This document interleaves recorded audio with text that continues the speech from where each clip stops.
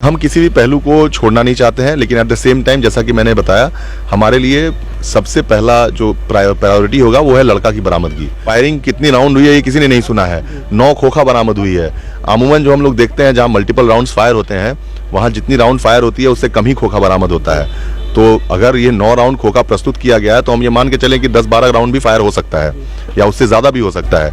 अब जो भी राउंड्स बरामद हुई हैं वो सभी 315 की राउंड्स हैं, जिनको कि कट्टे में इंडिविजुअली डाला जाता है, एक एक करके डाला जाता है और एक एक करके फायर किया जाता है। बॉर्डर इलाका है जी, इसको लेकर हो सकता है कि अपराधी जो है बॉर्डर क्रॉस करके। अपराधी कौन था, क्यों किडनैप किया, वजह क्या थी, बच्चा कहाँ है, कुछ पता नहीं है। न प्रशासन को अब तक इसका सुराग मिला है, न अब तक गार्जियन को इसका पता है किडनैपर ने फोन किया या ना किया, किडनैप करने की वजह क्या है, इस बारे में हम जानेंगे। शासन से तो उम्मीद बहुत ज़्यादा है, मगर उम्मीद के हिसाब से प्रशासन का काम नहीं दिख रहा है। 72 घंटा हो गया, प्रशासन का कुछ नहीं, मगर उम्मीद है प्रशासन पर हमको।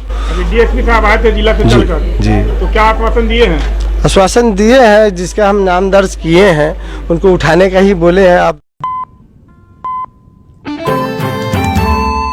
चकवा पंचायत में 3 दिन पहले अपहरण का मामला सामने आया, जो 2 बजे रात को बच्चे उसके किडनैप कर लिया जाता है, फायरिंग की जाती है, जिसको लेकर अभी तक क्या तक इसमें कहाँ तक कार्रवाई हो पाई? देखिए, हमारे पास कुछ मानवीय साक्ष्य हैं, कुछ जो है वो तकनीकी साक्ष्य का भी हम लोग संकलन कर रहे हैं। जैसा कि मैंने अभी बताया था आपको, हम लोग उसका संकलन करके, चूंकि तकनीकी चीज़ है, उसका हम लोग भी किसी और के पे आश्रित हैं कि वो उसका कब एनालाइज करके या उसका कब वो हम लोगों को सारा चीज़ देंगे।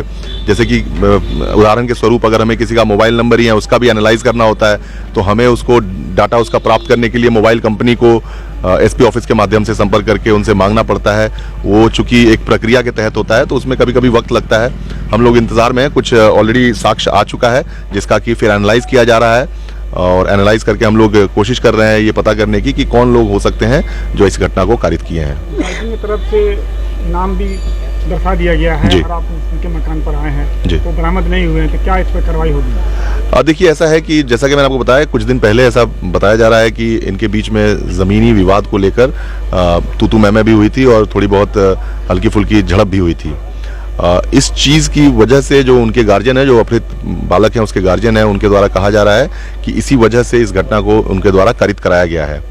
तो जब किसी भी प्रकार का उनके द्वारा जो क्वेश्चन रेज किया गया है उस पर अनुसंधान करना, उस पर कुछ निकालना या उस चीज़ को कम से कम जांच पड़ताल करना हमारा कर्तव्य बनता है। इसी क्रम में हम जो उनका, चूंकि एफआईआर में भी इनका नाम का जिक्र किया गया है, तो हम लोग उनसे पूछताछ, प्रथम दृष्टया पूछताछ करके, और उन लोग कहाँ थे और क्या कर रहे थे और उनका क्या इसमें रोल हो सकता है, इसकी जाँच पड़ताल करने हेतु हम यहाँ आए थे। हालांकि वो अभी घर पे नहीं है, वो अपनी सुरक्षार्थ जब उन्हें पता चला है कि उनका नाम प्राथमिकी में दर्ज कर दिया गया है, तो वो लोग यहाँ से अभी फिलहाल गायब पाए गए हैं।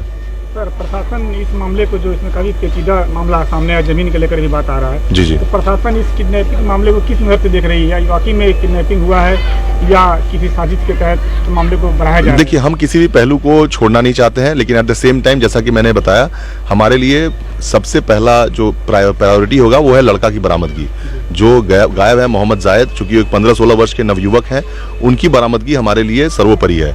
वो आ जाएं, फिर उसके बाद उसके जो अन्य पहलू हैं, किस मंशा से की गई, किसके द्वारा की गई, क्या ये सही में की गई या नहीं की गई, ये तरह तरह के क्वेश्चंस जो हैं, ये जब तक कि वो नहीं सकुशल बरामद होते हैं तब तक शायद इनका सही उत्तर दे पाना मुश्किल रहेगा। सर, गिरफ्तारी के लिए प्रशासन कितना सक्रिय है और कब तक गिरफ्तारी कर लिया जाएगा? देखिए, सक्रियता की बात जहां तक है, सिर्फ यहां आ जाने से सक्रियता हम नहीं मानते हैं। सक्रियता की बात अगर आप करेंगे तो हमारे पास जो भी इनके जो तकनीकी डिटेल्स हैं, जो हम लोग ऑलरेडी इकट्ठा कर चुके हैं, इसलिए आप देखे होंगे आज हम आकर मैक्सिमम लोगों से बातचीत ही किए हैं, लेकिन हमने कुछ और इकट्ठा नहीं करा है, क्योंकि जो हमारे पास खोखा बरामद होना था या हमारे पास जो अन्य लोगों का मोबाइल या अन्य तकनीकी साक्ष्य जो संकलन करना था, ये पूर्व में ही किया जा चुका है, जिसपे कि हमारा जो तकनीकी शाखा की जो टीम है हमारी सीतामढ़ी डुमरा में, वहाँ पर इस पे काम कर रही है। चूँकि इस तकनीकी डाटा जो आता है वो बहुत ज़्यादा की संख्या में आता है, उसको छांटना, उसको एनालाइज करना, ये एक प्रक्रिया के तहत होता है, इसमें थोड़ा वक्त लगता है। उसमें हमारी टीम लगी हुई है, जैसे उससे कुछ निकलता है उसके हिसाब से ज़रूरत पड़ने पर हमें जहाँ भी ज़रूरत होगी हम लोग छापेमारी करेंगे, लोगों को गिरफ्तार करेंगे। 9 राउंड फायरिंग का बात कहा जा रहा है। जी, 9 राउंड किया गया है, जी, जिसमें सारे खोखे जो बरामद हो गए। देखिए, 9 राउंड की बात, फायरिंग कितनी राउंड हुई है ये किसी ने नहीं सुना है। 9 खोखा बरामद हुई है। अमूमन जो हम लोग देखते हैं जहाँ मल्टीपल राउंड्स फायर होते हैं, वहाँ जितनी राउंड फायर होती है उससे कम ही खोखा बरामद होता है। तो अगर ये 9 राउंड खोखा प्रस्तुत किया गया है तो हम ये मान के चलें कि 10-12 राउंड भी फायर हो सकता है या उससे ज़्यादा भी हो सकता है। अब जो भी राउंड्स बरामद हुई हैं वो सभी 315 की राउंड्स हैं, जिनको कि कट्टे में इंडिविजुअली डाला जाता है, एक एक करके डाला जाता है और एक एक करके फायर किया जाता है। भागने के क्रम में जो विक्टिम है उनके घर से जो बांध है, जहाँ तक कि जिस बीच में फायरिंग की घटना की बताई जा रही है, वो 200-250 मीटर से ज़्यादा की दूरी नहीं है। इतनी दूरी में 9 राउंड को एक एक करके इंडिविजुअली लोड करना और फायर करना, वो थोड़ा ज़रूर क्वेश्चंस रेज करता है।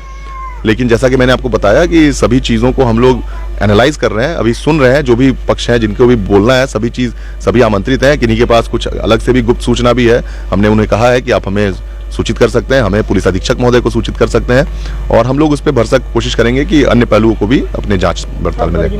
बॉर्डर इलाका है जी, इसको लेकर हो सकता है कि अपराधी जो है बॉर्डर क्रॉस करके कैसे हल करेंगे, बॉर्डर इलाका को कैसे जांच करेंगे? देखिए, बॉर्डर इलाका है हमारे पास। सोनबरसा में अभी विगत 2 महीने पहले भी 2 बैक टू बैक किडनैपिंग की घटना हुई थी, जहां पर हमने जो विक्टिम्स थे उनको सकुशल बरामद किया। वो भी नेपाल में रखे गए थे। हमें नेपाल पुलिस से भरसक सहयोग मिला। हमारे पुलिस अधीक्षक महोदय और हमारे द्वारा वहां पे समन्वय स्थापित करके नेपाल के 3 बॉर्डरिंग डिस्ट्रिक्ट से हमारी अच्छी बात होती है, जिनसे ज़रूरत पड़ने पर हम लोग उचित सहयोग प्रदान किया जाता है। हम लोग भी उन्हें सहयोग देते हैं, तो वो बहुत ज़्यादा मसला नहीं है। अगर हमें पता चल जाता है कि कहीं पे उनको पर्टिकुलरली कहीं रखा गया है तो हम लोग वो वर्कआउट करके उस पर उनको बरामद कर सकते हैं। बहुत जल्द घटना सामने आ जाएगी। ज़रूर पूरी कोशिश रहेगी कि हम लोग जल्द से जल्द इसमें कुछ ना कुछ आप लोगों को सामने दें।